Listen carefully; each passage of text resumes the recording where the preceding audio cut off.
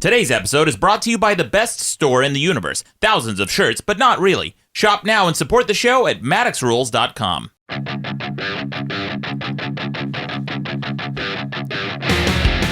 Welcome to the best debate in the universe. Every debate in the universe, from overfished albacore to slamming your dong in the door, with over 4 million downloads. I'm your host, Maddox. With me is the Rear Admiral of Tangents, Ron Babcock. Overfished albacore? And special guest this week, Todd Anderson. Howdy, hello. Welcome back to the show.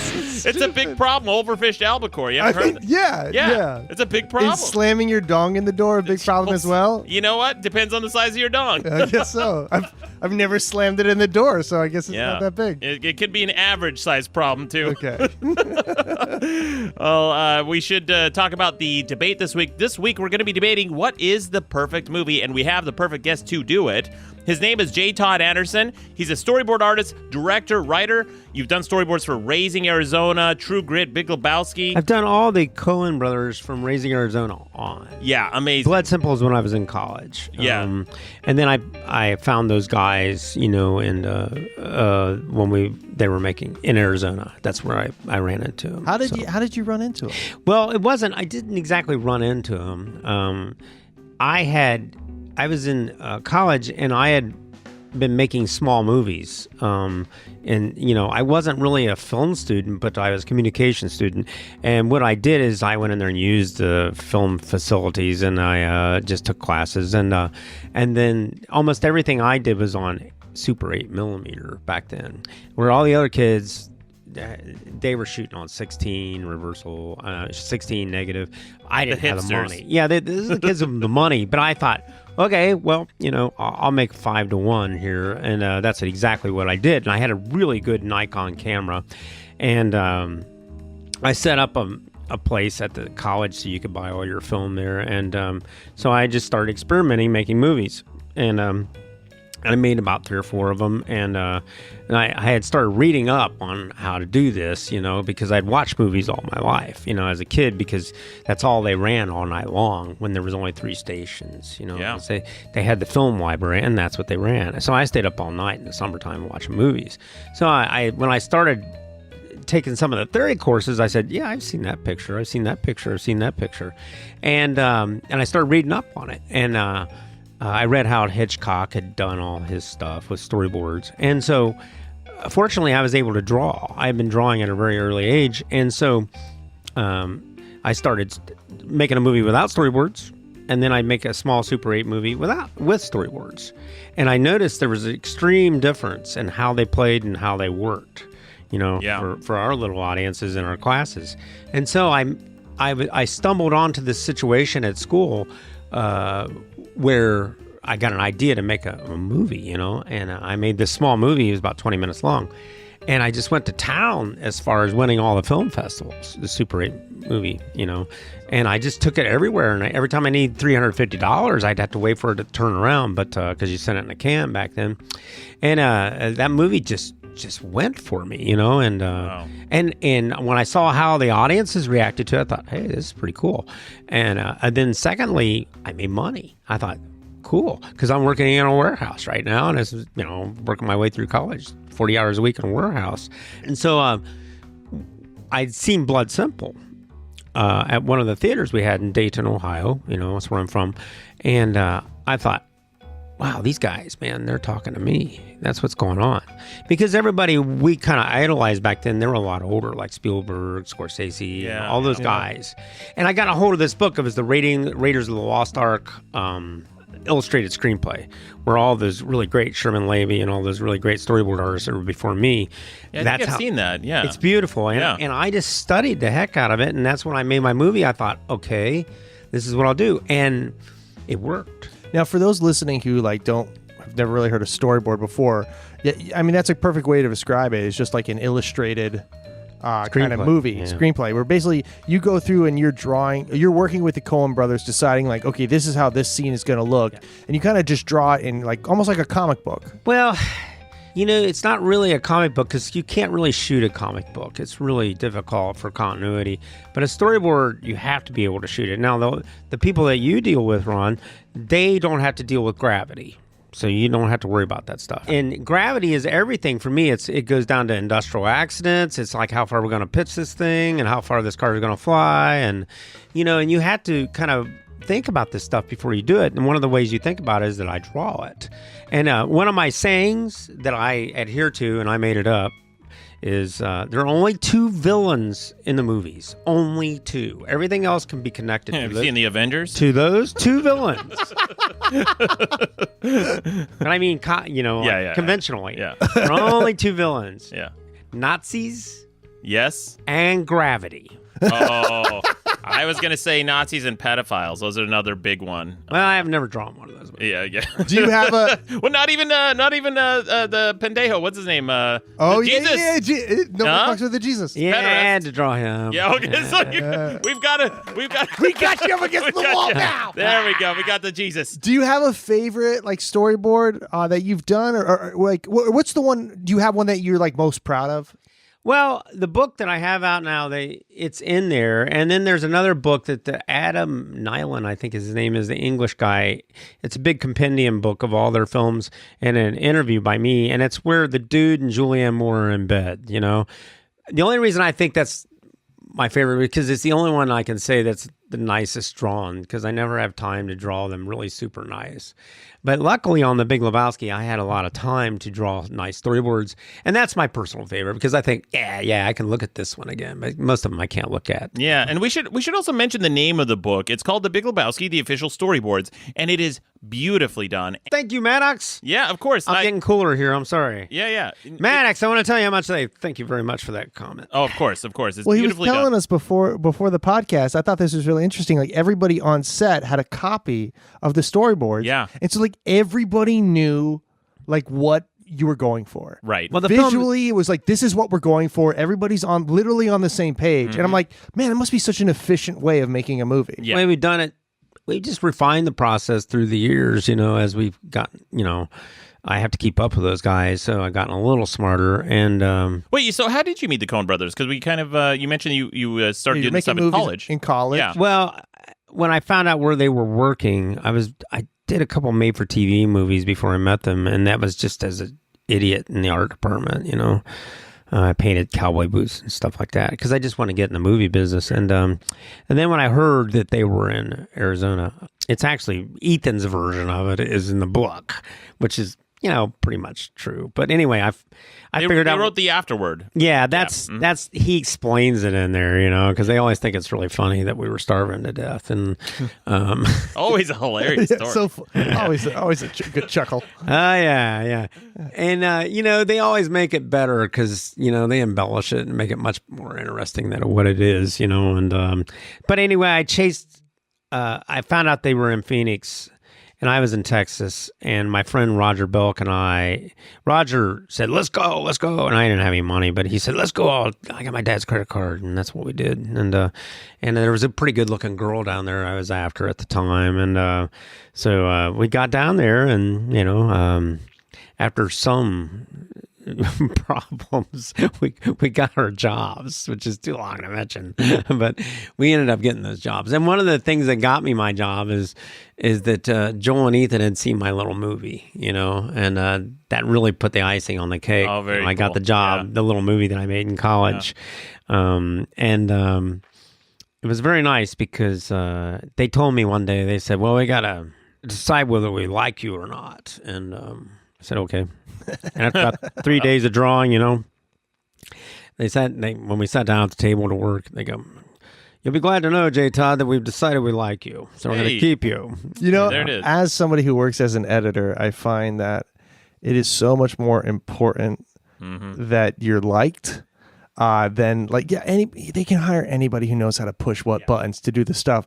But it's really like, I find that in this business, it's like you just want to find someone that you could hang out with for 8 hours at a time and not want to just put a shotgun in your mouth over it. Like it's just because I've worked with people who are like really good editors, but they're just difficult to work with. And you're like, I don't want to hang out with you, man. That's the number one advice I give to people. I just hung out with an animator friend of mine, and he was interested in taking out his pitches and stuff. I'm like, listen, man, this is going to sound counterintuitive, but nobody gives that much of a shit about your idea, even if it's brilliant. They care about you and how cool you are to work with. Because it's like, are you going to be a headache? Yeah. And if you're going to be a headache, you better deliver something that's worth the headache, or you could just be cool and then also deliver something that's like awesome. There's like 5 people in this world who can be a pain in the ass and people don't care. And there's like Steven Spielberg, like the tops of the Tom Hanks. You're going to cast him in no matter what. But you remember when Michael Jackson made that last film before he died? Incidentally, I got to work with that man. It was really fascinating. Very cool. And there was one kid who was like kind of arguing with him, and I thought, what are you doing? And he just kept arguing with him. I thought, this is Michael Jackson here, man. You're supposed to say, I can make this happen. I can do this. What were they arguing about? I thought, well, it's on the documentary, and there he is. And you could tell, I thought, who are you irritating here? I don't know how long he lasted. Who knows? Get him out of here. Once people find out they are expected to work beyond their expectations. Yeah. And then they'll be successful. That's where you separate a lot of the wheat from the chaff, because you got to work beyond your expectations. Do you feel like successful? Have you been pushed by the Coen brothers? Yeah, heck yeah! Those guys push me hard. There's 2 of them. They can take shifts. One holds me, and the other one beats on me, and then they tag team like in some wrestling match, and they switch off, and then the other. No, not like that. It's not that graphic, but they do. They'll push, man, and I have to deliver. And sometimes, I go into a little bit different gear and state of mind when I'm around them, because if they're not happy, it's no good. When you're working with them, is it like a 9 to 5 thing, or is it just like balls to the wall until it's done? Well, it just depends on what we're doing and how tight the schedule is. Like the Ballad of Buster Scruggs, there was a lot of stuff that had to be done in a short amount of time. So we had meetings quite frequently, and longer meetings, maybe 2 and 3 hour meetings, because there was a lot of stuff to be drawn. And then I go off and I render them once, and then they okay them, then I render them again. There's a couple steps in the process. And, then there's other movies where they're not that hard. Like, it wasn't Intolerable Cruelty. That was pretty easy as far as the setups. But like No Country for Old Men and True Grit, there was some very extensive work setups in there, that we had to get done. Because I remember there was a lot of getting it exactly the way they want is what my job is. I don't need a pat on the back. It's, I'm getting the job done. And I was always very pleased when, it came together. Because a good storyboard, if you do it right, and you should know that if you do it right, the thing will just go together. Mm-hmm. It'll just go together. If you know what you're doing when you're making a storyboard, and you know how to, like those guys, they work from the middle out on their shots. They don't ever start from the top of the shot and work down. They always figure out what the shot's about, and then they work outside. That's so fascinating. Yeah, they're very organic.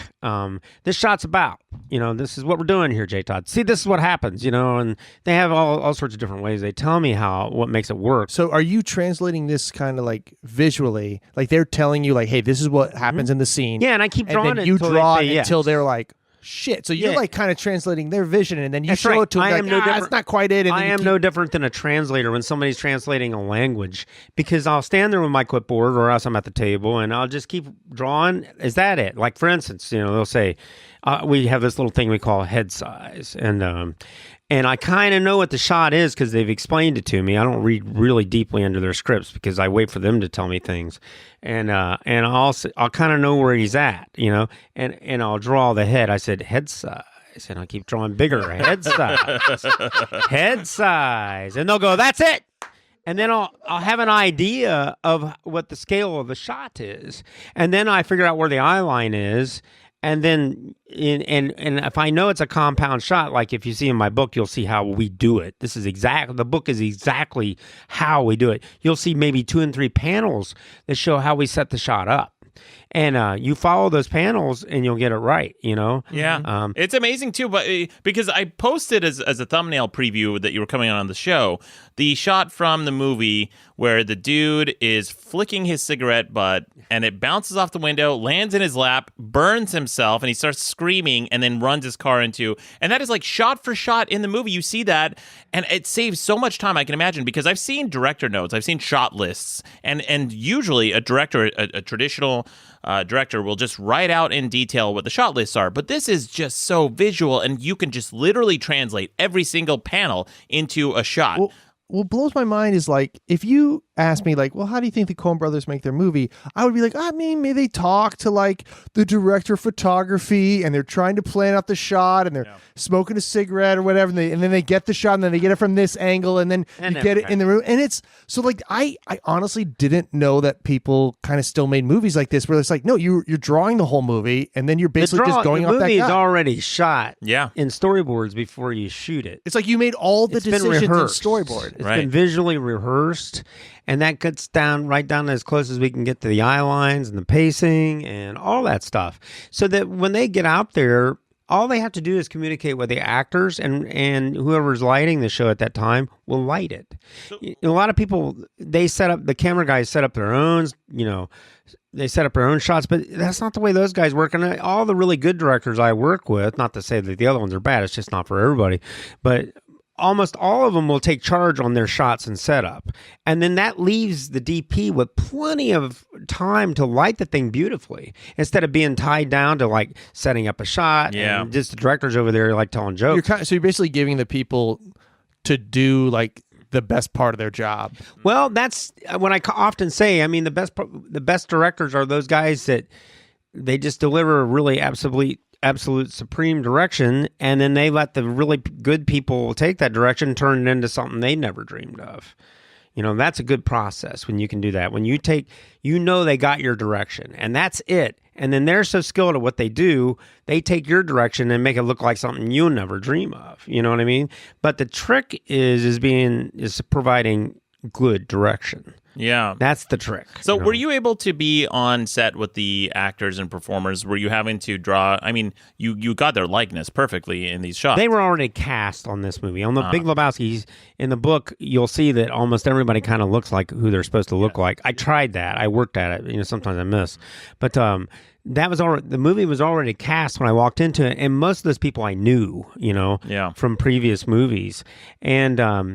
And so I kind of knew their mannerisms and their gestures because the brothers they often like act things out for me sometimes. And they're really hilarious. They, once in a while I'll get a cold or something and I'm just getting off a cold and I'll end up coughing so hard I can't even go on because they're making me laugh so hard, Yeah. They do. It's a good problem to have. They really make me laugh hard, man. And on this movie, they made me laugh a lot, and I was able to kind of maybe put that into the storyboards. Well, that's great.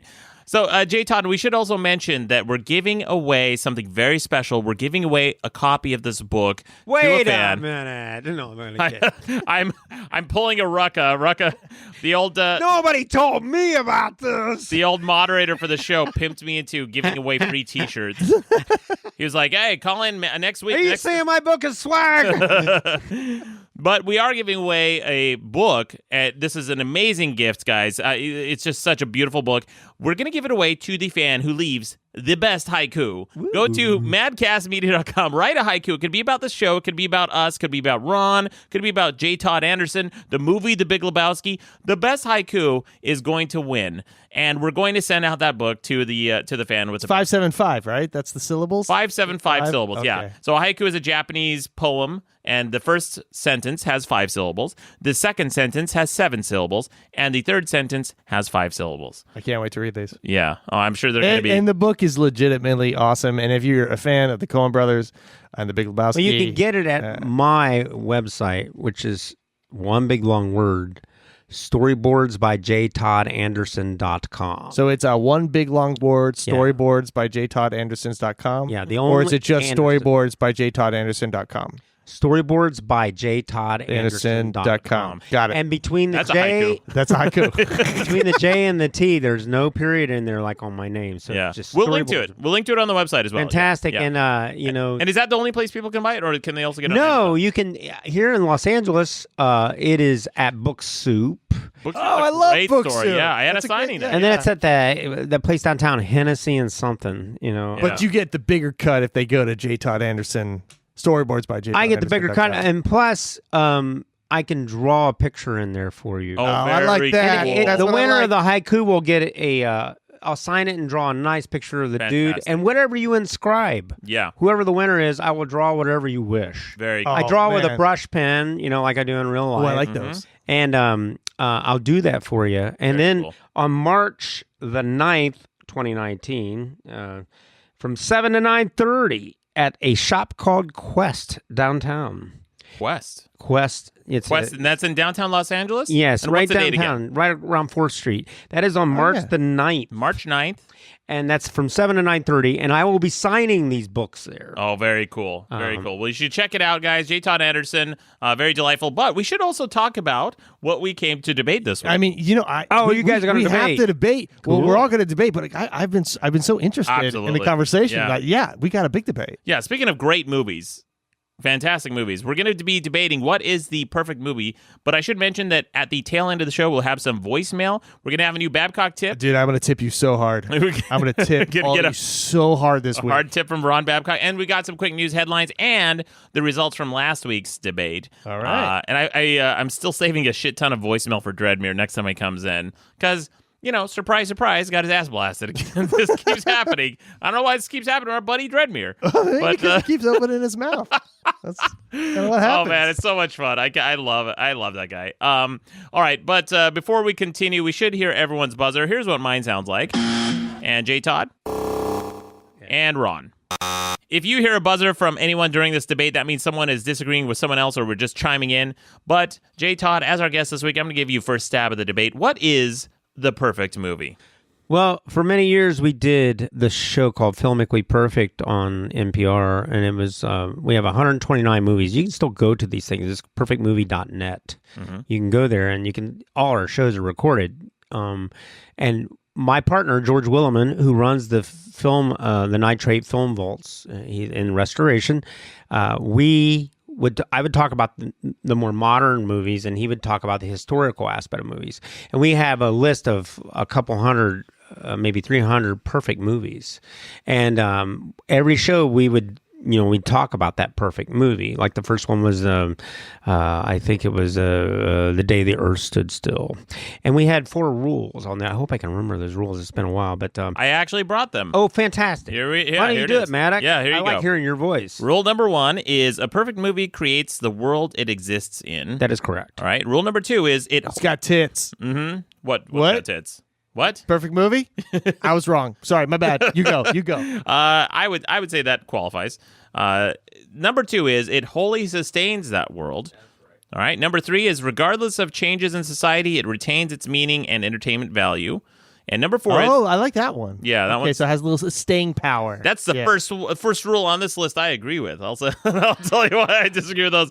And then number 4 is a perfect movie is never placed in any preferential or numerical order. Each film is perfect by its own scale. I would agree with that as well. What's that last one? What do you mean by that? So a perfect movie doesn't have to compare to any other perfect movie. Okay. Like a perfect movie, I would say like in the... It can live in and of itself. Exactly, yeah. So because a perfect horror movie is going to be different than perfect dramatic comedy or something like that. Mm-hmm. I would say, or a perfect action movie. I would say each genre could have its own perfect movie, but they don't have to necessarily be one perfect movie from that genre. Just a perfect movie. We even had cartoons like One Froggy Night is a perfect cartoon.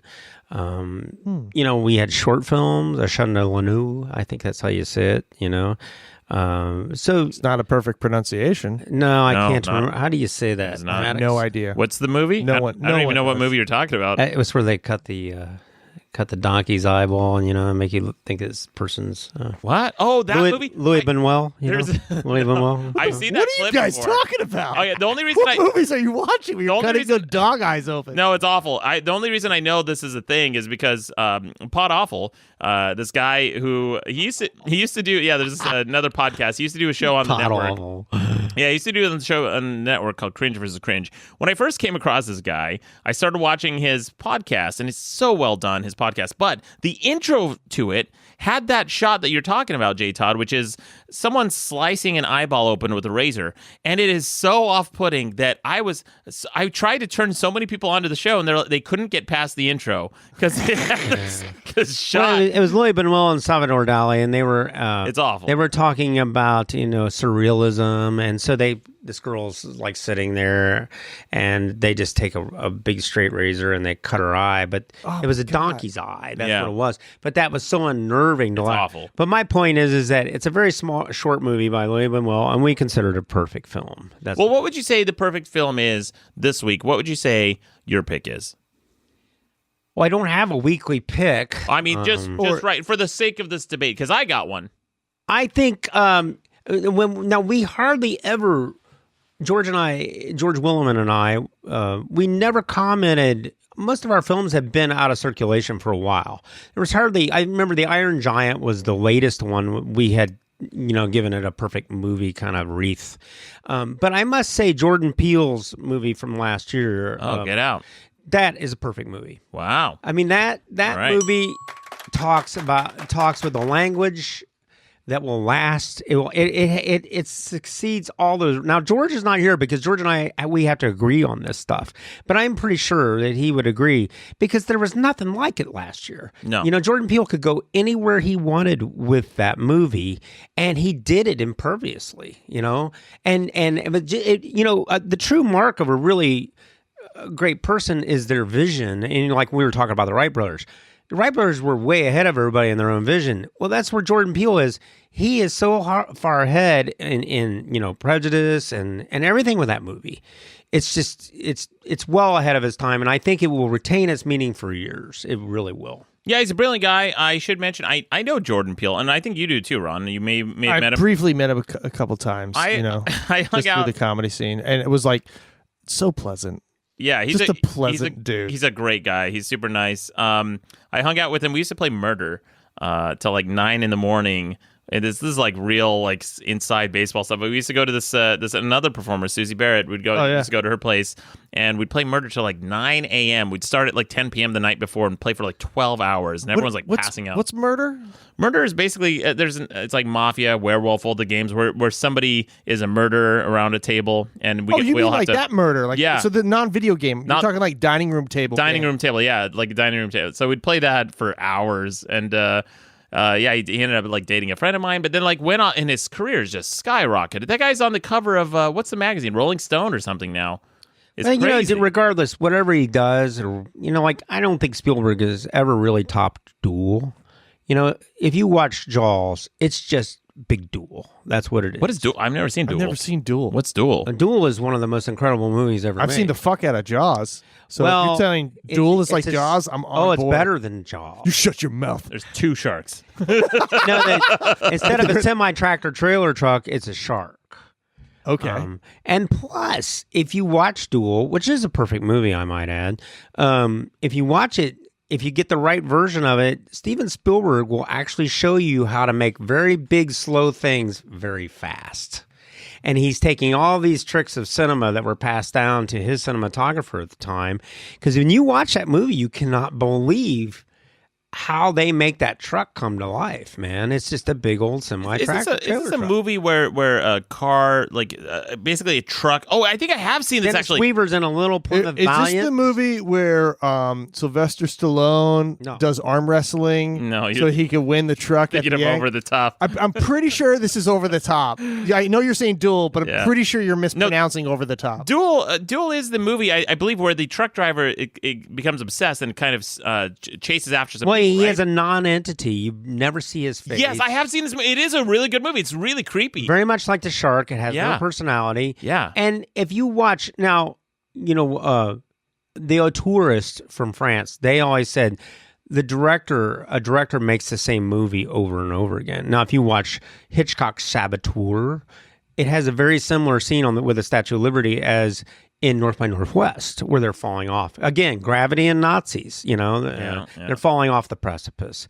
And they claim that the director makes the same movie. Now, I must say, from my own experience, when we did No Country for Old Men, I called that the catalog of Coen, because almost every shot in that movie was something that they had worked with and had great deal of success with in the shots. And I could almost go through that movie and say, yeah, that's from Raising Arizona. That was, whoa. Because a filmmaker just gets stronger. It's like they become better and better and better, and they end up making. That's what the auteurs say. They say that he ends up making the same film over and over again, which that's not a bad derogatory remark. Well, Sam Raimi, I noticed this when Oz the Great and Powerful came out. Oz the Great and Powerful is almost a shot-for-shot, beat-for-beat remake of Army of Darkness, which is one of my all-time favorite movies. And I went through and I made a video and I showed just the shot comparisons. It is crazy. The same time in the same scene, they're doing the exact same thing. Like even to the point of like jumping up and grabbing in the movie Army of Darkness, he grabs a shotgun, and I think in Oz the Great and Powerful, he grabs a wand or he grabs like his. Well, they have conventions that work for them very well. And Spielberg. If you watch even his more modern movies, more contemporary music, excuse me, you'll see incredible similarities to where he started. But for me, I think Duel is the best thing he ever did because he was working on like a 10-day schedule. He storyboarded it right down to where, it's the nth degree. And when you watch that movie, it's impossible not to stop watching it. It's impossible. Yeah, I remember so good. I remember seeing this when I was a kid. It came out in 1971. It says here, David Mann, a mild-mannered electronics salesman, is driving. Dennis Weaver. Yeah, Dennis Weaver. Tester and Gunsmoke. Dennis Weaver is driving across country on a 2-lane highway when he encounters an old oil tanker driven by an unseen driver who seems to enjoy annoying him with dangerous antics on the road. Unable to escape the demonic big rig, David finds himself in a dangerous game of cat and mouse with the monstrous truck. When the pursuit escalates to deadly levels, David must summon his inner warrior and turn the tables on his tormentor. Now, this is... It sounds just like Over the Top. This is... No, I've never, not at all. Sorry. This movie, the genius of it is that you do have this giant... It's a diesel truck. You think, how menacing can a diesel truck be? Dude, diesel engines are so loud. Oh, yeah. Well, as somebody who drives a diesel car... They run their sound right up to the limit on this movie with that sound. Yeah, I drive a diesel car, and I got to tell you, it's definitely the kind of car that lets you know it's working. Yeah. You know? This is a creepy movie because imagine a slasher movie where the perpetrator is a diesel truck. And it's like the guy can't escape this truck the whole fucking movie. You're thinking, like, how hard could it be? But they're trapped on this, like, long 2-lane highway. I wonder if this is where the idea for Knight Rider came from. I don't know. You know, like it was a made-for-TV movie. It was a movie of the week. That's what it was. The Duel was? Yeah. Maybe that's why I never heard of it. It was a cheap movie shot in 100% ABC. It was daylight. for ABC, yeah. And there's one just extraordinary scene in this movie where, Dennis Weaver is this haggard guy, just very much like he played in Gunsmoke. This haggard, Miss Marshall Dillon, and the semi truck. He stops at a railroad crossing, and the little things come down, ding, ding, ding, ding, ding, and he's sitting there, and he's beat this truck, and he's so relieved, and then, out of nowhere, the car, it's a profile shot on the side, gets rammed forward, with a big loud boom, and he looks in the mirror, and there's the diesel semi pushing him into this train that's coming by, and it just keeps pushing him in there, and like Spielberg just plays this audience, like Hitchcock said, like a piano. And that movie is just, to this day, it's absolutely flawless and seamless, Yeah, all right, good pick. Get Out and The Duel. Those are, some of the things I can pull off the top of my head. Just Duel, yeah. Well, I've got to pick two. Ron, you want to go next? Sure. Okay. Man, I got to tell you, this has been tough. What? Already? No, I've just seen it for once. I've been thinking of God damn it! Hey, I don't think viewers know that you have those little wire things hooked up, and every time they do that, you get electrocuted. It fucking hurts. Ron's getting shocked. I just want to see mine work too. I wanted to to me, a perfect movie. I mean, I know you guys have your list, but to me, a perfect movie is a movie that I can watch. The first time I watch it, I don't know what's going to happen. Because I think that's the problem. Is a lot of times I watch movies and you know what's going to happen. Again, thank you for the support. And B, I want to. It's a movie I can also watch over and over again. And so I think back and I could just name my favorite movie. I don't say my favorite movie is a perfect movie, but my choice is The Great Escape. Ooh, The Great Escape. That is a movie I can always watch. To your point, the villain are Nazis. Nazis are gravity. I'm going with Nazis. Say Todd Anderson's rule. 2 villains, Nazis and gravity. And there's Nazis and The Great Escape. I mean, it was a movie I watched when I was a kid. It was an old movie. I was mesmerized. I just watched it the other day. I've never seen it. What is that movie? Are you high? You've never seen The Great Escape? Dude, The Great Escape is a movie about a group of soldiers in World War II from the British and the American forces who get stuck in a Nazi prisoner of war camp. And one of the kind of the code they take is that even if you're captured, you still got to try and fuck shit up because you can pull resources from the enemy. And so they're always trying to cause trouble. And they have this idea of tunneling out of the camps. And they do this huge, long production where they all learn German. They all kind of forge papers, and they're all different people who work together to tunnel out of the camps and to hide it from the Nazi guards. And then comes the point, it's based on a true story, where they actually tunnel, and the day they go out, the spoiler alert for those who haven't seen the movie, but it doesn't go quite according to plan, and they have to disperse. And I mean, even though it's based in truth, I didn't know what happens at the movie, and I want to tell you, but I don't want to tell you because just watch the fucking movie. It's a great fucking movie. I love spoilers. And no, I won't spoil it for you. I'm gonna look up the ending. I'm gonna spoil it now. Why would you do that? I just love it. I'm literally telling you something you would enjoy. I know myself. I'll spoil the movie. If I know the ending to a movie, I'm gonna spoil it. It is such a good movie, and it's patriotic to me without being saccharine. Yeah. And it's Steven Spielberg's favorite movie. That's how I found out that they sold Chicken Run to him. Remember the animated movie Chicken Run? That's a great movie, man. Great movie. That's a perfect movie, and this too. is the way they pitched it to Spielberg. Really? They went, "It's The Great Escape with chickens," and he went, "Okay, let's do it." Huh. And that's how they got that. And that movie is actually literally The Great Escape with chickens. So, are you a fan of Chicken Run? I like chicken.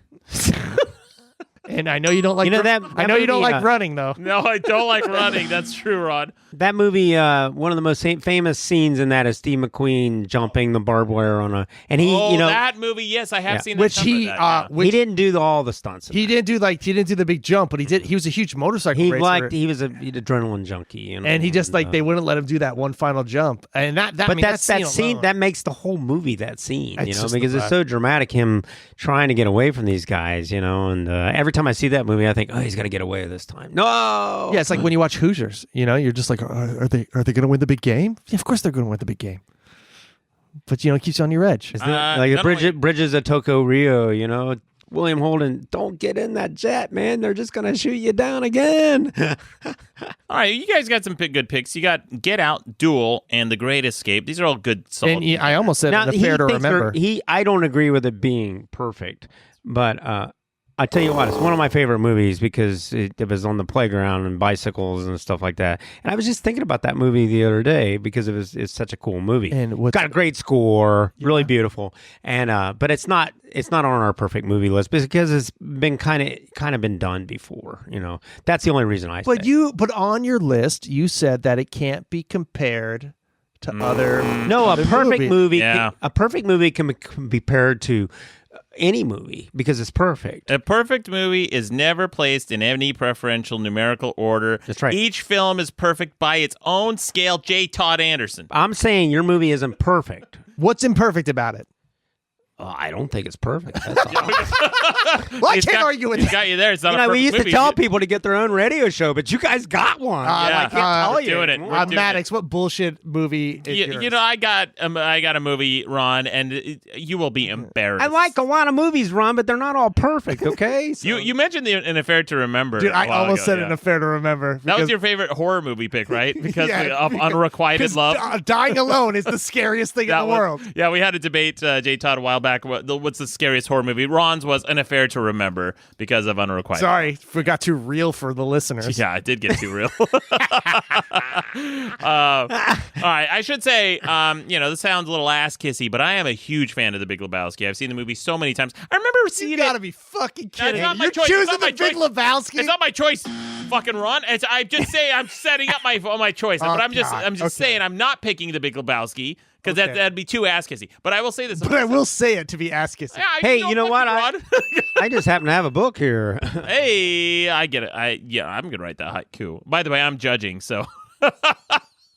Fine, that's good. You know.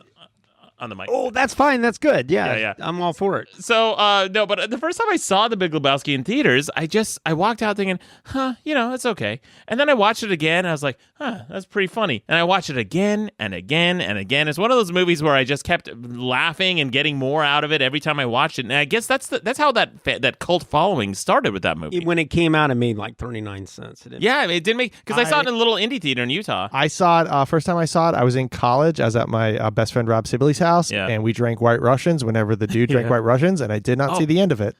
And then I watched it again, and I was like, I love this movie. And I went to Lebowski Fest I think it's down in Orange County, where everybody goes to the bowling alley and bowls. I mean, it has become such a massive cult following. Now, beyond that, though, what is your bullshit answer? It's not a bullshit answer, but I do want to mention that The Big Lebowski is what got me to start drinking in Utah. Like, I started drinking pretty late in my life, like around 27 or so, and I didn't know how to order alcohol or drinks or anything, so I went to a bar, and the only drink I knew of... Same age I started shooting up heroin. You said what? No, I'm just kidding. No, the White Russian is the only drink I knew because of that movie, and so that's how I started drinking. I kept drinking these, like, syrupy, very sweet... I'd just be hammering White Russians all night and just, like, gaining 60 pounds. Anyway, my movie pick, all right, perfect movie, is The Thing... Yes. Which one? The John first one, the Carpenter's- second one, or the third one? The first one, John Carpenter's The Thing, is a fantastic The first movie. one was in 1956. Okay, not that one. That That the was, one with that Kurt was with Russell. James Arness, who was The Thing. No. And then the remake was by John Carpenter, Yes. which had Kurt Russell, which is a pretty darn good movie in itself. That is Really a fantastic... Okay, there's this movie... There's the movie The Thing. The premise is these explorers who have like a base in Antarctica come across basically a large like UFO landing, crash landing, and they go to investigate. They don't really find much. It's kind of mysterious because there's like some crates that have been opened or something. They go back to the base, and suddenly some people on the base are acting erratically. They've been infected by this alien that is a shapeshifter and can take the persona of any living creature. So everyone on base becomes really paranoid of everyone else. And there's this one scene in the movie that is probably one of the best scenes I've ever seen in any movie, where there's only one way they can test to see who the alien is, and that's to basically burn them alive. Well, they're not going to burn each other, right? That's unreasonable. But you can draw blood from everyone. And they light up a piece of metal, like a hot poker, and they dip it in the blood to see if the blood reacts. And it's the most intense scene you've seen because there's 9 of them. I have been in a comedy sketch where this scene has been parodied, and it's one of those scenes where like I didn't know it came from something. Oh yeah. Like I wasn't sure. It's a trope. Like it's something that's so iconic, and I had no idea it was from that movie. Yeah, it's so good. You haven't seen that movie, Ron? No, you're wrong because I haven't seen it. Okay. If it was a perfect movie, I would have seen it by now. Okay, well, then I can use that same logic to The Great Escape. I mean, that's your fault, though. Yeah, you know what, though? Before we move on, because I got another pick, too. J. Todd, I got to call you out on this. Yeah, I got if you got another pick. 1951 was the original Thing, and that was like so different when it came out. Now, I think George and I have both of those movies as one movie, as a perfect movie, because the premise is still really, really good, and but the third one really stinks. It's no good. Yeah, the first one is just, or I'm sorry, the second one is a fantastic one, the John Carpenter one. But I gotta call shenanigans, J. Todd. I'm sorry. Because your pick, Get Out, Jordan Peele's movie. Yeah. Rule number 3, according to you, says regardless of changes in society, it retains its meaning and entertainment value. Now there is a scene in Get Out where the father, the patriarch in this family, is talking to the dude who's coming over to visit the house, right? Yeah. And there's this conversation where he goes, I voted for Obama. And he's kind of really hamming it up with that Obama thing, saying, I'm not racist. I don't know You how... think that dates the movie? I think that'll date the movie. Yeah, I got to tell you, like I said, we're cowards, and we always wait for the thing to get plenty of age on it before we declare it. But I was so moved by the perfection of this movie and how he was so in tune without offending anybody because he was so far ahead of them that I took that risk on that picture because that could date it. You're right, Maddox. It could date it. But I got to tell you, I don't know of anybody that's thinking like him nowadays. People making genuinely movies. Yeah. Making movies and amusement park rides and shit like that. I enjoyed the shit out of it. Yeah, it's a great movie. But you do have a point there because of it dating, like, Black Klansman. He put all that footage in from just recently, and they were still shooting the movie.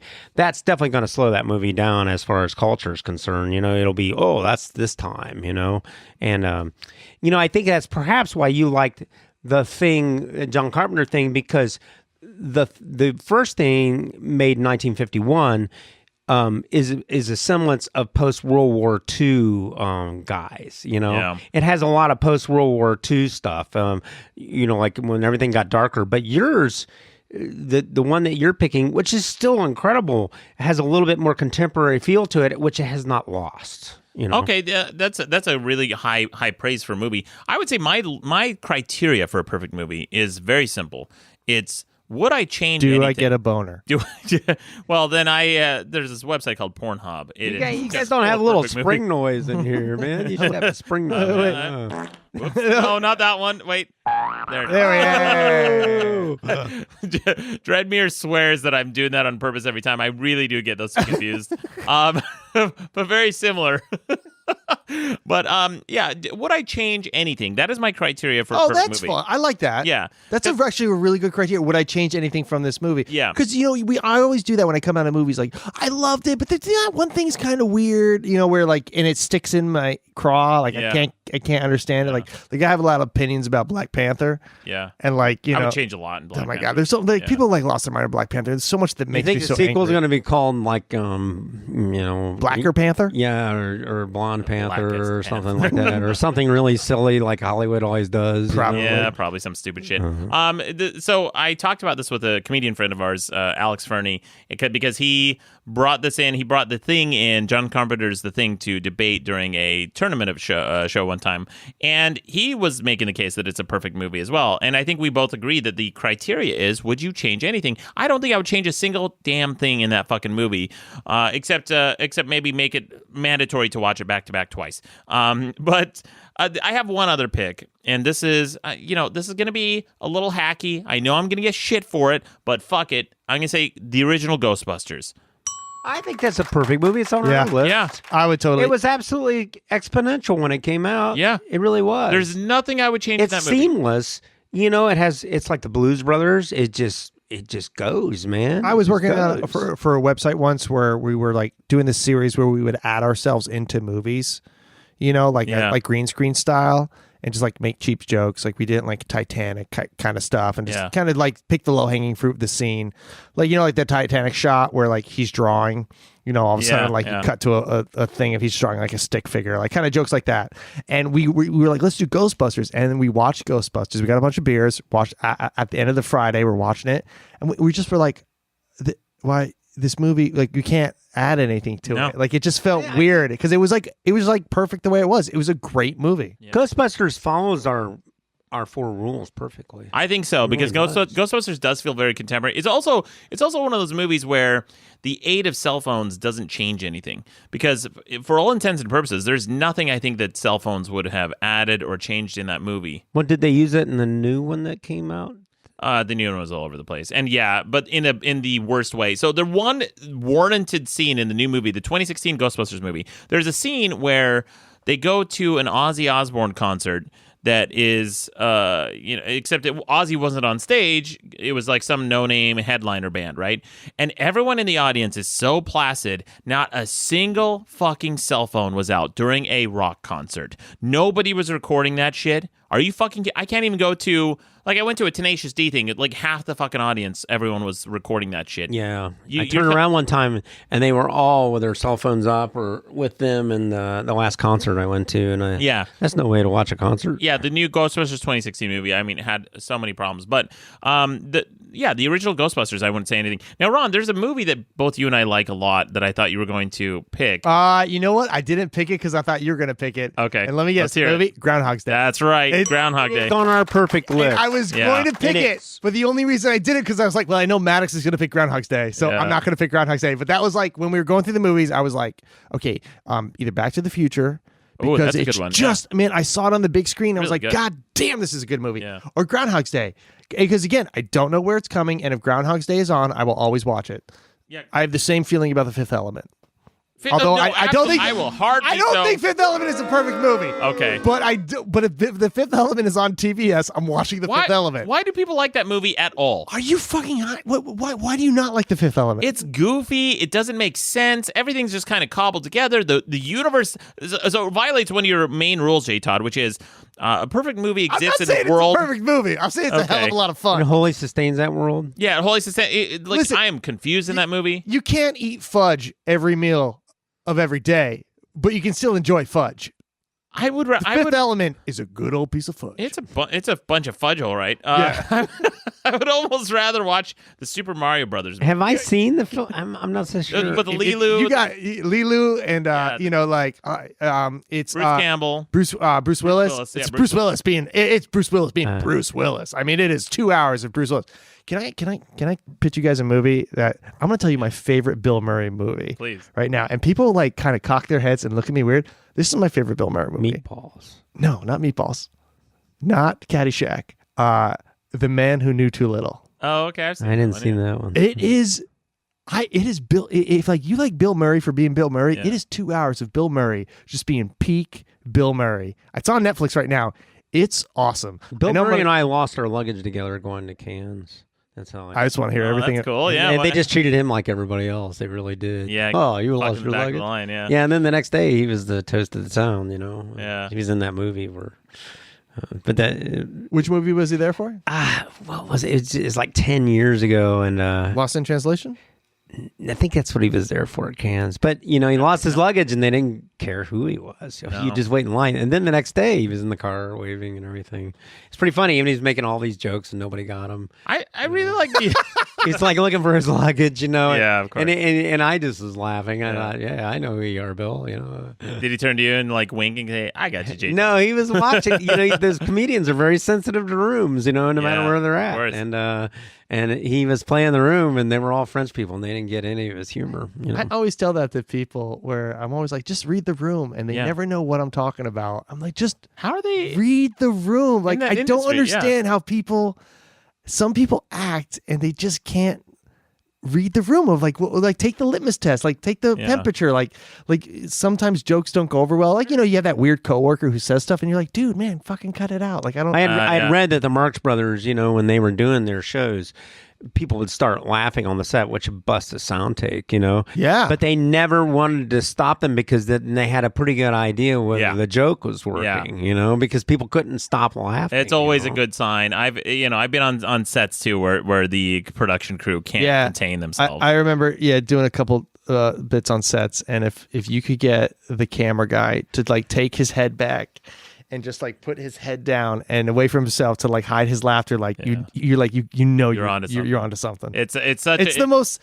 satisfying feeling in the world. Yes, absolutely. Because those guys are jaded as fuck. They've seen everything. They've seen everyone. They are. They don't give a really fuck. Jaded, man. Because they don't realize like how many people who work on sets work on just garbage, you know, and they're just getting paid their money to pay their rent. Yeah.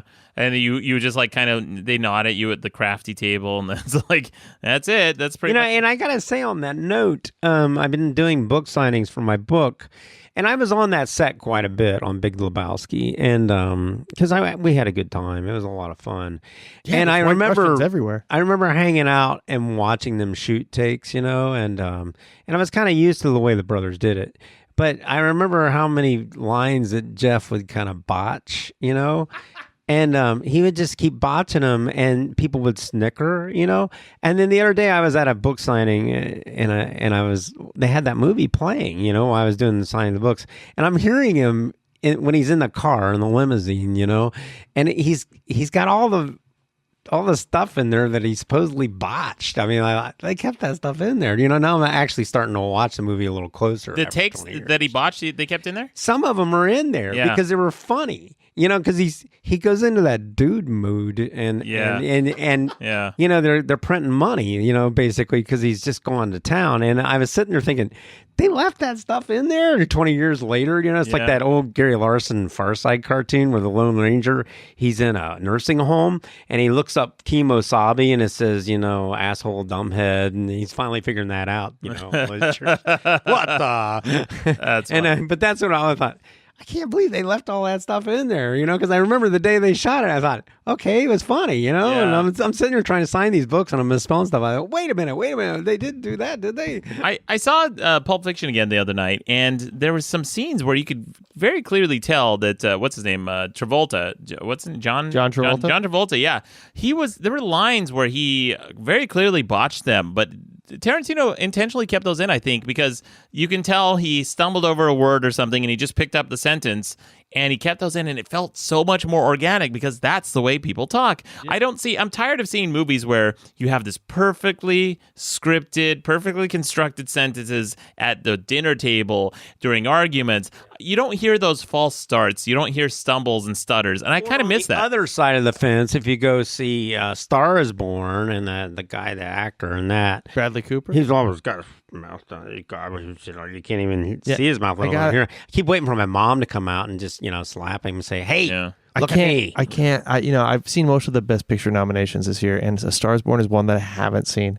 And I'm in a lot of trouble. It for you, didn't dude? I? No, you didn't. You never, because I'm probably not going to see it. Because I have so much trouble anytime it's a story about a songwriter who just can't communicate their vision. It's like you're the definition of shit. I don't. You're saying Llewyn Davis is no good? That's what you're trying to tell me? I mean, listen, I'll get on board for Searching for Sugar Man. Otherwise, I'm out. Like, it's just if you can't sing your songs. I saw that doc. That was pretty good. I mean, yeah. Hey, you know what? Another movie, perfect movie. I was almost going to choose King of Kong: A Fistful of Quarters. Oh, that's a great movie. Because I saw that movie in the theater.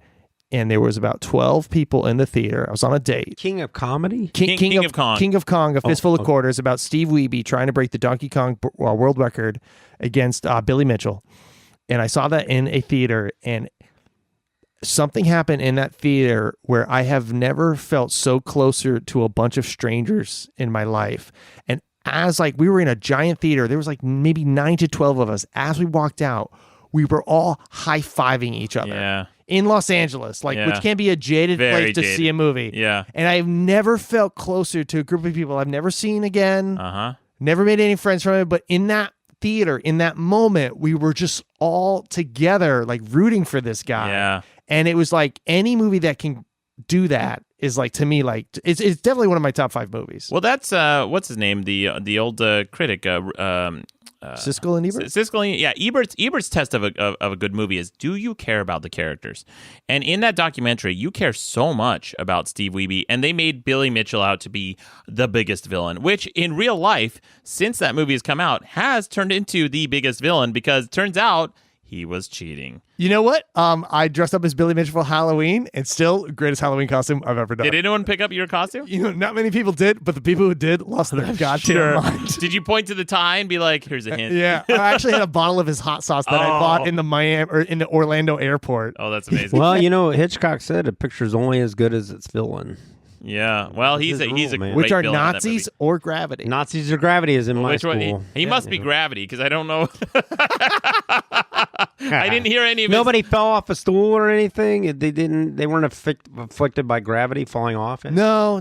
That's almost most of the time. That's what happens. Is they fall off of something and hurt themselves. Well, guys, that's the debate this week. Vote on madcastmedia.com. A lot of movies to vote on. Yeah, a lot of movies. We got double movies. Yeah. I'm choosing one. So you guys have movies for people to vote on? Yes. So the audience will be voting, and since there's 3 of us and we've thrown out multiple movies, we'll pick one of the other movies that we threw out there. But J. Todd, what your movie pick is either Get Out or Duel? Which one were you going to go with? I'll go with, since you pointed out my discrepancy in Get Out, you are correct because that could date it, and I am standing out on a limb on this, and George isn't here.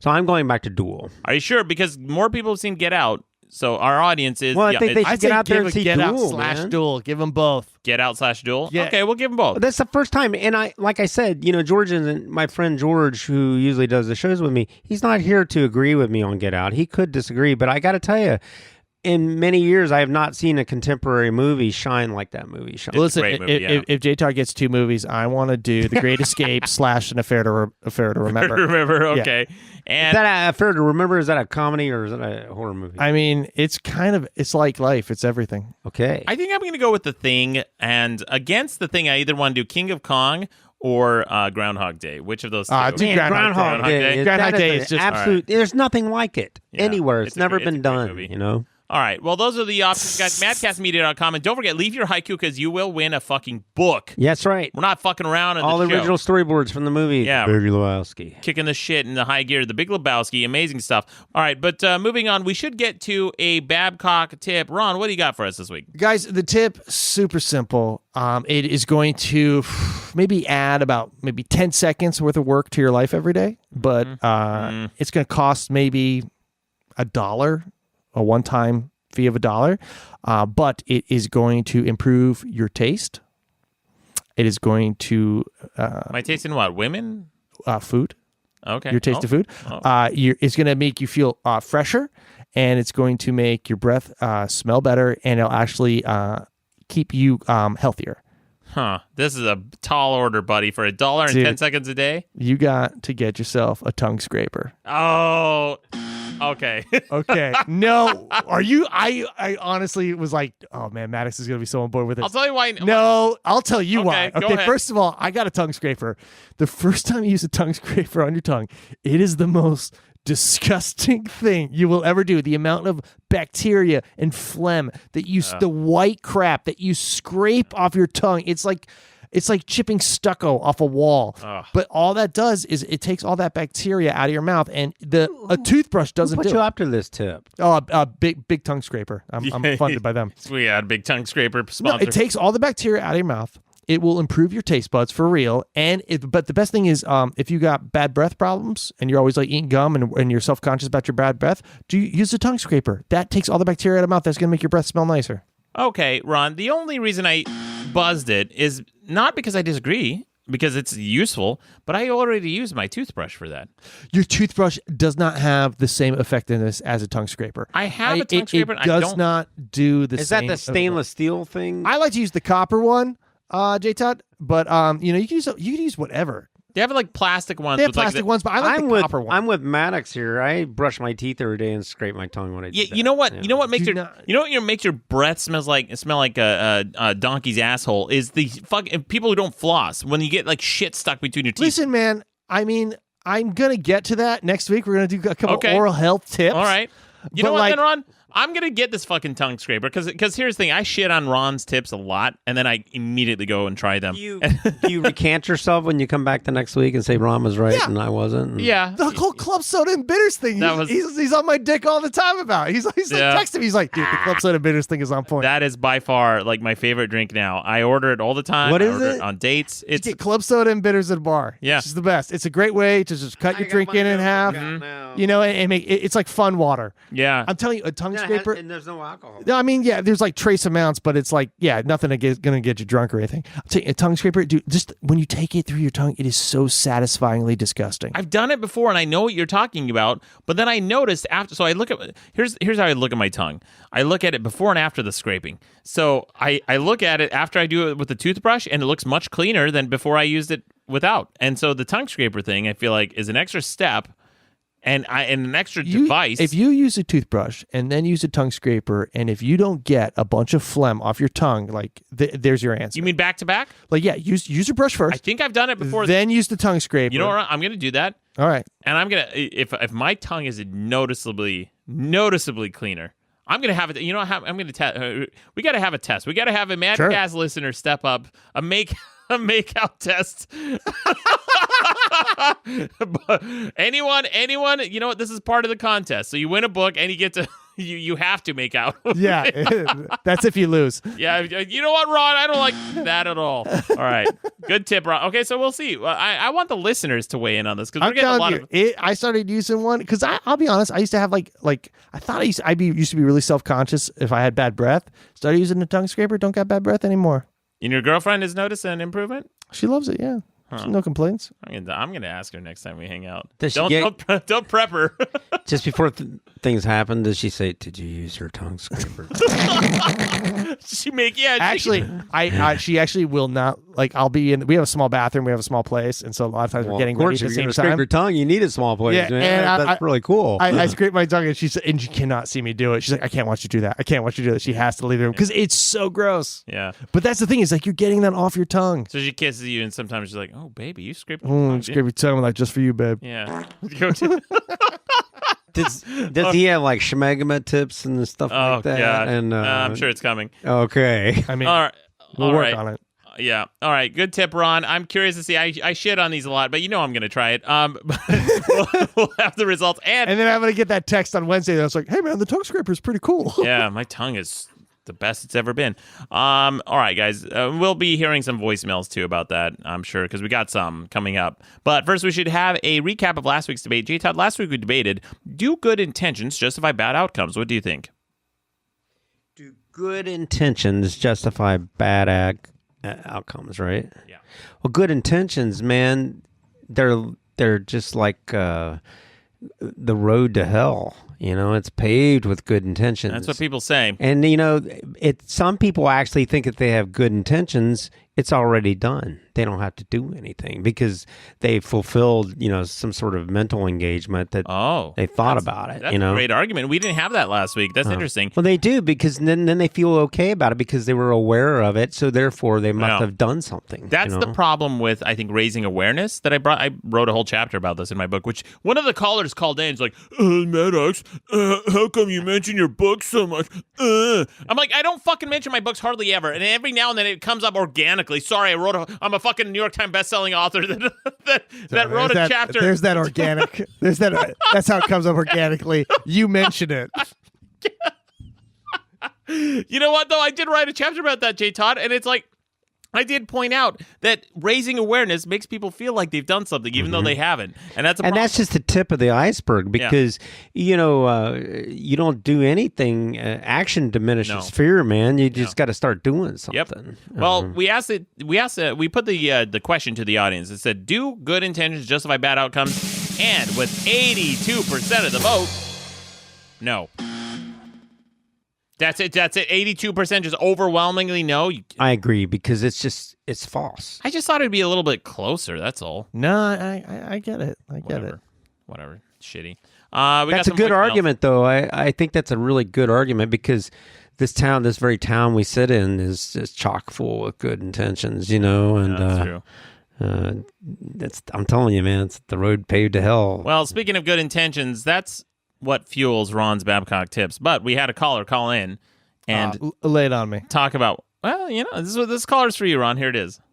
Hi, this message is actually for Ron. I'm a university student, and I found every single book that I needed for a class in the library. So I took your advice, went to the library, and got all of the books. And a day later, I got an email saying that I needed to bring them all back. So I went and asked them what the fuck I needed to give the books back for because I've only had them for a day. And they said, oh, somebody else wanted it and put a request in, and I have to give it back because for some reason, because I already have it, isn't a good enough excuse that I can keep it. So fuck the library. Now I have to go and buy all of the books anyway. So, yeah. Maddox, keep doing the great work. Rob, fuck libraries. Rob! Yeah. Wrong. Yeah. You know what that reminds me of? Is when you're standing in line, you finally get up there and the phone rings, the guy takes the phone. And, you know, it's like, oh, she got all those books and now she has to bring them. That is such, I agree with the caller, that is such bullshit. Yeah. That is such bullshit. You didn't mention Ron. Rob. You meant you. Shut the fuck up. People don't know Ron's name on this fuck. They call him Rod. They call him, what was the other one? It's R-O-N. Last name Babcock. That's why people say Rob, because my last name starts with the B. Oh, that's what, I've been getting Rob my whole fucking life. Well, yeah, you know, it's like TJ. You know, I get that a lot instead of JT, you know? Yeah, they just switch it up. God, I'm so sorry that happened, but, you know, please, just, don't turn this on libraries, man. Do it. No. Go out and buy the books. Buy every copy of your book that you need, because that's the way that you get more books. How about this? How about everybody goes out and buys Maddox's book, and then once you do that, I am here to shamelessly plug Maddox's books because he came over to Hail Caesar and brought all his books. I thought, wow, this is really cool. Well, hey, listen, how about everybody buys Maddox's book, everybody buys JT's book, and then once you do that, you've satisfied your book buying, and then you just go to the library, get every other book for free. Okay, Ron. God damn it. Rob, I don't know about these tips. I got another voicemail, though. So last week we...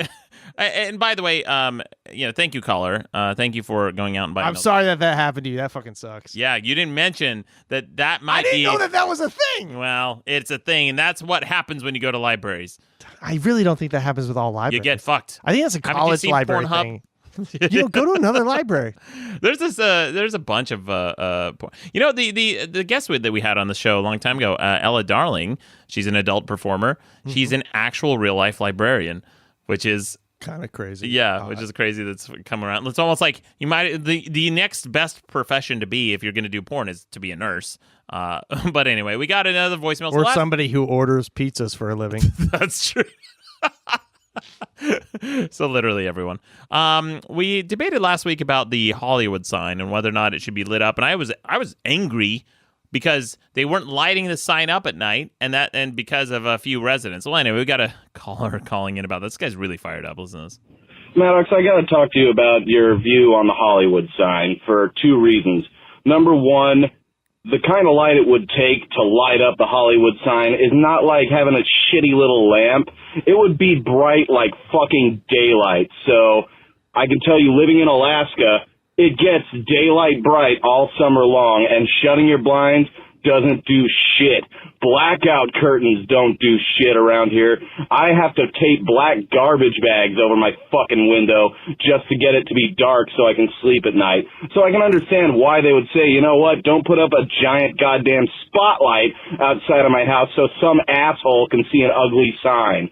And second of all, I lived in Hollywood directly behind the Chinese Theater back from 2006 to 2008, and I can personally tell you, lighting up the sign wouldn't bring in any more tourists because Hollywood is not hurting for tourists. There's constantly just crowds of people all over the fucking place getting their picture taken with a douchebag dressed up in a shitty Spider-Man costume and looking at Lindsay Lohan's star on the Walk of Fame and doing all sorts of dumbass, boring bullshit. So really, you think lighting up the sign at nighttime will attract more people? Yes. It's one of the biggest tourist destinations in the fucking world, not to mention in Los Angeles. So really, bad points on both ends for that one. Fuck a Nazi. Yeah, fuck a Nazi to you too, but wrong. 100%. First of all, the Hollywood Strip basically dies around 10:30 at night, 11 o'clock at night. Everyone goes home or goes to bars. It becomes basically it's Mad Max. The Hollywood Strip, they're starting to shut it down because there's so much chaos that happens. I have this app that shows you all the crimes that are happening in an area, and I was up there the other day, and there was like 6 alerts. One was like a fist fight. One guy brandishing a broken bottle. Another guy taking a shit on cars. It's chaos over there. If you had more tourism late at night, if people had some shit to do, like, oh, I don't know, look at the fucking Hollywood sign. And by the way, have you ever... people are going to come out. I think it's just kind of like the icing on the cake, you know? Yeah, but you know what the thing that you buy in Paris is? Pictures of the Eiffel Tower. And there's 2 types, daytime and nighttime. Well, in Hollywood, you only got one type of photo you can buy, and that's a daytime photo of Hollywood. Boring. Yeah, but most of the neighbors up there don't want anybody coming up there and bugging them to watch this. Yeah, but this guy lived right behind a fucking tourist location. He's bitching about tourists. You know what? There you go. Well, he lives in Alaska. What do you think? Yeah, went from Alaska to like the biggest tourist destination on the West Coast. Chase a moose, buddy. You know, there's nothing else to do. And also, like, I don't buy his argument about, like, I get that Alaska has like pure daylight and you can't block it out, but the lights that would light up a Hollywood sign, that's pretty location specific. Yeah, you know, they like movies like that all the time. It wouldn't be a problem. And those lights are going straight up, so it's not all encompassing daylight. You know, it's not like those lights would affect a very few number of households around the sign, where the daylight in Alaska obviously affects everybody. So it's like, but like, so that's kind of a it's not, the argument doesn't really translate for me. And also, I think you're highly overestimating the amount of light needed to light that fucking sign. They do it every day. Yeah, I see someone's like fucking living room lamp in the hills of Hollywood from like miles away. I'm sure that the lamp they're using could be just as good on the Hollywood sign. Like, and on that note, one of my bigger complaints about Hollywood and signage is when I grew up watching 20th Century Fox movies, and it has all the lights and everything, right. and it's this big, concrete monolith, that's super. When I first got out here, I went over and looked at it. It's a cardboard sign. That's all it is. Just a big dumb sign. It's the actual Hollywood sign? No, the 20th Century Fox. In the front of their gates. I thought they were going to have this big concrete monolith with all the lights flashing around. Think of what that would do, even though Fox is, doesn't make a lot of good movies nowadays. But what it would do, it would draw people. You know what, J. Todd? Counterpoint. What a better analogy for Hollywood than when you show up, it's all fake as shit. It's just cardboard. The best analogy, like a sideshow. Wait a minute. Yeah. The best analogy for Hollywood is actually coming to Hollywood. Yeah. And you get here and you're like, oh man, this is not that nice. I guess I'll have a slice of New York pizza. And what's people on the tour buses, they look really bored. And what's sad is it's so much better than it used to be. Yeah, really. It's gotten so much cleaner and so much nicer, and it's still not that nice. No. Well, we got another voicemail about it. Listen to this. Man, fuck the Hollywood sign. This is the dumbest fucking example I've ever heard. Fucking tear it down. It's tacky. It looks stupid. While we're on the subject, so is Mount Rushmore. I just wanted to shoehorn my opinion about Mount Rushmore in there. Fuck Mount Rushmore. Why you shit on Mount Rushmore? It's really like a way to get a dig in on Mount Rushmore. Everyone likes Mount Rushmore. What's you know the what? problem? I haven't been to Mount Rushmore, but I had some friend who went there and took some photos, and it is like way smaller. Really? Yeah, it's crazy. Yeah, because they always take it from with these like huge telephoto lenses. Go Google image Mount Rushmore, and you'll see families taking it. It's tiny, man. It's so tiny. Huh, that's unimpressive. Yeah, it's really like when you get there, it is a huge letdown. Yeah. Well, that's disappointing. But speaking of tourist locations, here's another one. We had a caller go to Ferguson. You remember Ferguson? Not too long ago? That's where the Michael Brown thing happened. Yeah. Oh, yeah, of course. Yeah, well, this is their new tourism billboard. Listen to this. Hey, Lord Maddox, it's me. So I was driving home, and I saw a giant billboard for Ferguson, Missouri, and then it's like, Ferguson, not what you expect. And I'm like, I feel like even saying that has a negative connotation. Ferguson, not what you would expect. I wish I could have taken a picture. Fuck Wales. Yeah, fuck Wales to you too. I mean, if you really think about it, if you have a good impression of Ferguson before you go and you say, not what you expect, you're like, is it not good? But it's not because of that. It's because everyone expects it to be bad. So they're saying, it's not what you expect. Come. Yeah, my friends have a tagline for Cleveland that they wanted to use. Cleveland, it's not that bad. Yeah. And then they actually pitched that to the local tours. They had a friend who was on the local tourism board official, and they were not into it. But I was like, that's probably the best version of describing Cleveland. Every time I've gone to Cleveland, I've had a great time. That's funny because it's a self-deprecating way to get people to check it out. It really isn't that bad. We got another voicemail. I don't play a lot of these very often, but I got one from a guy who sounds like he genuinely appreciates the show. Listen to this. Hey, Maddox. I was calling you to let you know that I really love the show and love everything you're doing. Not having an easy time with what's going on with me personally, but I listen to the show and it helps, and that's kind of all I wanted to say. Fuck Nazis. That's how we end this, right? But all right, hanging up. All right, man. I get those messages and voicemails all the time. It means a lot. I'm really glad that you guys get so much out of the show and you really appreciate it. I get voicemails and messages all the time from people who are in dark places. They say the show gives them some humor, something to look forward to. And if we can help in any way, it's the greatest praise, it's the greatest honor I think we can. Yeah, and we I don't know how many people would know this, but there's a comedian here today in Los Angeles named Brody Stevens who actually committed suicide, and it really was a gut punch to me and to like a lot of people because he's just a kind Great guy. dude and really funny. And really funny. To anybody who's in a dark place, remember, like, you're not a burden. You're not annoying. You're not. The world wouldn't be better without you. And if you have trouble believing that yourself, reach out for help. Don't go down that dark path, because there are people who would miss you. And I think it's important. A lot of people, I think you have to remind them of that. And unfortunately for Brody, I don't know. I don't know why. It's really sad. It's it's easy to lose perspective sometimes when you're alone, when you feel like life isn't going the way that you planned, life isn't going the way that you wanted. Hey, I got to tell you, man, the shit affects all of us, and you would be surprised. Some of the people, I mean, look at Anthony Bourdain. Had the life and career that people like. His day-to-day work was what people work all year long to vacation to do, which is what he does every day for a living. He was well admired, rich, successful, popular. Everyone liked him, and still it affected him. Like, this is something, you're not alone in this shit. Keep fighting the good fight. We're there for you. Reach out to somebody, and if it doesn't work, keep reaching out, keep fighting, keep struggling, because after the storm always comes the bloom.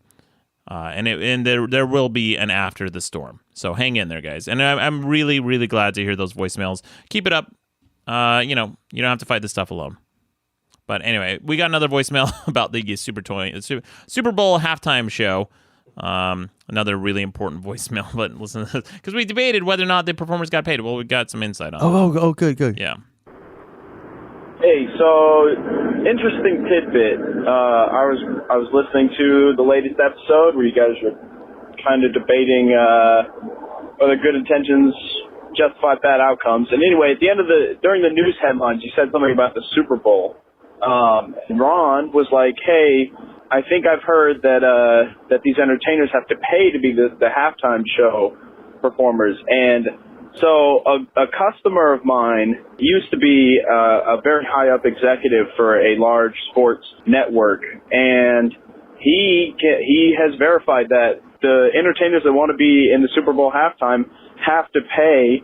But this year in Atlanta, they actually didn't have to pay at all, because the NFL was having such trouble finding people to do the halftime show, and that's why we ended up with the performers that we did, who haven't been relevant in 20 years. So yeah. Anyway, just thought I'd call in and weigh in on that. Fuck a Nazi. Oh wow! So all I got from that caller was basically Ron was right. Yeah. Well, here's another caller, Ron. Hey, Maddox, this is just a little clarification regarding the Super Bowl halftime show. The artist doesn't have to pay to be on there. Whoever sponsors the halftime show has to pay for them to appear. And Maroon 5 actually declined their fee and donated it to some charity this year. Anyway, fuck a whale Nazi. Yeah. Well, so now we have no clarification. Well, yeah, no, we have no.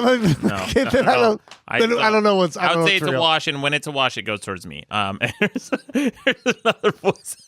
We got a couple of quick ones too. This one talked about my. I went to Pound Town last week. Hey, this is Steven in Seattle. So Maddox was talking about going on a date and maybe going to Pound Town, and then it turned out that it was just his bro, and they went out for burgers. Does that mean you went to Quarter Pound Town? Correct. And one last one. We get corrections all the time if we misspeak and pronounce something. I don't even remember what this is about, because there's no context for this. They always do. They call in and they don't give us any fucking context, but they're correcting the shit out of some minor thing I misspoke. Listen to this. It's pronounced dar, not star, dar. No idea. Fuck pit.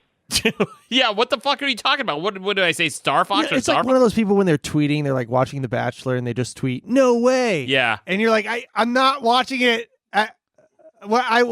The society version of that drives me nuts is especially like if I'm on a date or something. So anyway, Steve, and I'm like, who the fuck is Steve? Were you ever gonna give me any context for this guy? Why are you talking about this guy? You haven't introduced him. Who's Steve to you? Is he your brother? Is he your uncle? Is he your doctor? Because there's a lot of context that's missing. There's a lot of Steves. There's a lot of Steves. Who the fuck is Derek? Why are you just dropping names? It's worse than it's somebody who's a name dropper. At least a name dropper, like, you get that they're trying to... Well, they're dropping the first and the last name. What, the name dropper? Yeah. Yes. But at least that, you know that they're just doing it to seem more popular and to social proof themselves. But a name dropper who drops the name of just their friends without context is inconsiderate and not human. Something about them is a little less human. They're not part of society. Wow. Yeah. I Civilization. mean, yeah. Falling apart. That's people say world peace starts the to turn signals. level head that you have on your shoulders. Thank you. I want to be social proof. That sounds pretty cool. All you got to do is name drop. Anyway, guys, we should get some quick news headlines. I got a couple quick ones here. At this fast food drive-thru, the person taking your order might not be a person at all. Yeah, is it one of those shapeshifters from the thing? I wish. Man, I would fucking order the shit out of some food from a shapeshifter. This says, though the drive-thru gauntlet has broken. Gauntlet? I think they meant to say gauntlet. Yeah. Yeah. It's totally not gauntlet. Yeah, the sfgate.com, guys. Get your shit together. The gauntlet has broken many a fast food worker. The newest employee at Good Times Burgers and Frozen Custard in Denver will not be feeling the heat anytime soon. That's because she's an artificially intelligent voice assistant. Emotion-free. Use the word she. Yeah, that's what it said here. Yeah. It's SFGate. Should be too. it. Yeah. Emotion-free and immune to stress. Yeah, you know, in this world of like pronouns, everyone gives a shit about pronouns. Why in the one instance where you're literally talking about artificial intelligence do you choose to gender it? Yeah. I get that it might be a female voice. Well, they might have gendered it because, exactly. They gave it. Female voice. Says it's emotion-free and immune to stress. Yeah, I don't know. I want my fast food worker to be stressed if I'm in a hurry. I want them to be stressed. Mm-hmm. You know what I mean? Because then you want to have them have some skin in the game. Yes, have some skin in the game. It says, with the ability to operate a drive-through window without fatigue, bathroom breaks, or compensation. Wow. Congratulations, guys. You made the perfect fucking employee. No bathroom break. Wow. Great. Good job, managers. Yeah, how about when you want anything that's not specifically on the menu? Hey, can I get an extra napkin? Yeah. Yeah, that's not going to happen. Hey, how's your day going? Yeah, a little small chit-chat. Sometimes the drive-thru person is the only person I talk to. You know what? I want a little interaction. Here we go again. I wrote about this in my fucking book. Oh, did you write a book? Which one? Fuck whales. I wrote about objectification. He gave me that book. Yeah, tonight, so. I gave J. Todd a copy of Fuck Whales. I wrote about objectification and specifically sexual objectification. And I said that we objectify people all the time. And this is an example. This fast food worker... We literally... Jesus Christ. We have literally turned this fast food worker into an object. So you are objectifying human because I said the one thing that kind of separates us from objectifying humans and treating them like machines is that small little chit-chat we have at the beginning of them. Now they've taken that away, so you're literally objectifying a fast food worker. You don't even have to talk to them. You just... Yeah, but the value is always in the objective, not the quality thereof. Well, what do you mean by that?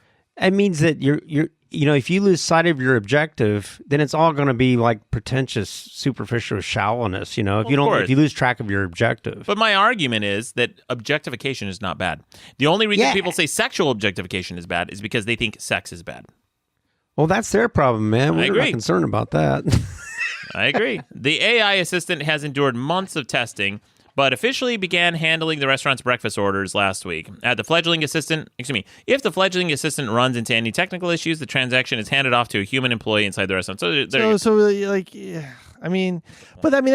That makes sense. I mean, you're going to run with robots, and it's going to learn, and it's going to get better, and it's going to be a thing in the next 5 to 15 years. Is you're going to see a large part of the workforce being replaced by robots. I called Spectrum for some customer service, and it still does that condescending fucking thing where after you give it some information, it's like, what's your phone number? What's your account number? You give it to them, and then it plays that little noise like, it's like, I'm not an idiot. You know what I don't like about that? It's like, are you trying to be cool, like friend, like, hey, what's going on? What's your name? And I'm like, which one is it? Is it person or robot? Because you keep going back and forth. Yeah. You got to give me, go down a path. Because you can't have both. Yeah. Can you just give me all bleeps and bloops? Yeah. I would prefer a phone call like that. Where it's just like, give me your name. Your name, please. At least then it's fun. It's campy. Yeah. But now I agree, Ron. Now it's like, I'm having trouble finding that. Yeah. Yeah, like I can hear the machine crunching. It's like a weird, it's so fast. It's like, yeah. Yeah, but not fast enough for me to be impressed. I would my home computer is faster than that. I would love to interview the sound designer who had to build that, because that went through a lot of work goes into that, like the sound. Things I can't figure about television and movies where their computers always make noise. Yeah, ours don't make any noise, but always on. I've been watching the Maddox Travelers. He's got this old ass PC. Does it make noise? Yeah, it runs like a diesel engine. It's like the semi truck in that movie I love, Over the Top. Yeah. It's there's actually an episode of Radiolab where they interview one of the sound designers who creates all the sounds that you use on your touch devices, like cell phones and stuff. And there's a surprising amount of research that goes into finding just the right sound. Well, also the sound designers who score all the nature documentaries, because we have all this sound of fish underwater. That's all our interpretation of what we think that sounds like. Oh, or like true. If you're shooting a lion 300 yards away, they didn't go over there and place a microphone there. They're adding all those sounds in. So now we think that elephants have a little douche when they walk, when in reality elephants make virtually no noise when they walk, because their surface area is so big that the sound is dissipated and their feet are cushioned. But we think that it makes a noise, but in reality they don't make shit. That's why after 9/11, like all the conspiracy dipshits were like around the Pentagon, they're like yeah, it sounded like a missile. I'm like, how do you fucking know? You're an expert? Now you're an expert in the sonic signature of a missile. You can tell the difference between a missile and a Boeing Pratt, whatever engine that they have on that fucking jetliner. You know that difference? Based on what, G.I. Joe? Dipshit? Anyway, this article goes on and says, the AI never gets offended, and it will just keep talking to you in a very calm and friendly voice. You know what? Fuck you. If I'm pissed off and they're talking to me calm... The worst thing you can do is talk to me in a calm voice. Is not register how I'm feeling. When I call Expedia and they do the voice-activated thing and it doesn't give me the touch tone options, my every answer is fuck you, fuck you, fuck you, until I get an operator. I hate talking. I will not talk to a machine.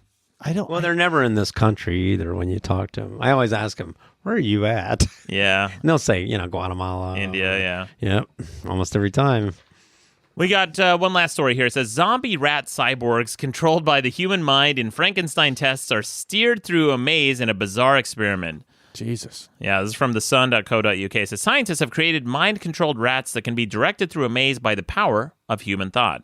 Researchers implanted microelectrodes to the rat's brain and connected it to the brain of a human volunteer who was hooked up to a computer. Unbelievably, when the human manipulator thought about moving their left arm, the rat turned left. The same with the right arm. Blinking sent signals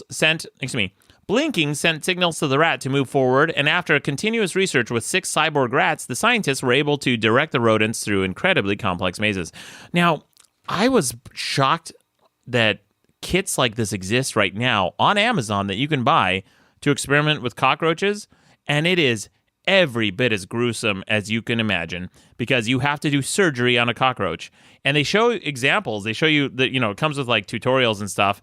But I looked at the tutorials and there's no way to remove this implant from a cockroach. Once you put it on the cockroach, you can kind of control this thing with an app on your phone and control the cockroach, make it go forward, left, right. Yeah, it's crazy. Look on Amazon.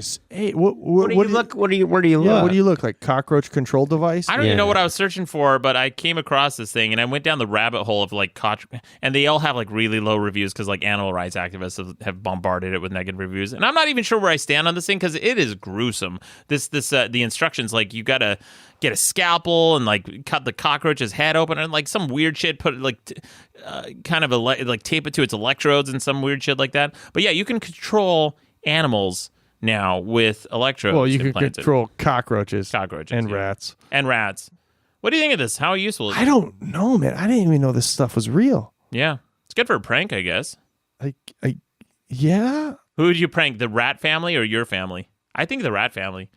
What? Just make the rat just walk into the den, and the kids are like, oh, Papa's home. And the rat's just like staring at them like in Get Out, like, get out. And you just make the rat like walk into the desk. I would like probably try and like, I would be one of those like those weird film guys who tries to recreate Ratatouille shot for shot. Oh, yeah. With mind control. I'd have like the rat on my head underneath the hat. And I'd be like, oh, I'm thinking like, I got to move your left arm and chop. Yeah. Except the rat's like crying in every scene. Because It is Vibe. creepy. It's not. You know what? Creepy, You know what's right? creepy is not so much what it is now, but what it's going to be. Because we're going to learn more. It's going to become more efficient. It's going to become more powerful. And then you're like, this. I don't know, man. It's kind of a sign of things to come. You know what they're going to fucking do with this shit? I guarantee they're already doing this. They're probably doing this shit with dolphins and whales and fish to send in to spy on enemy submarines and things like that. Because animals are the thing that get through their defenses, their radars. Man, you're right. Yeah. Dude, I think that you could see that. If they could figure this out on dolphins are super smart. They could There's a hook movie, in. Day of the Dolphin, George C. Scott. They were doing that, What's that? The movie The Day of the Dolphin. Uh-huh. They send the dolphins in there to do all the military. Oh, did they? Yeah. Well, and then there's Flipper. He's faster than lightning.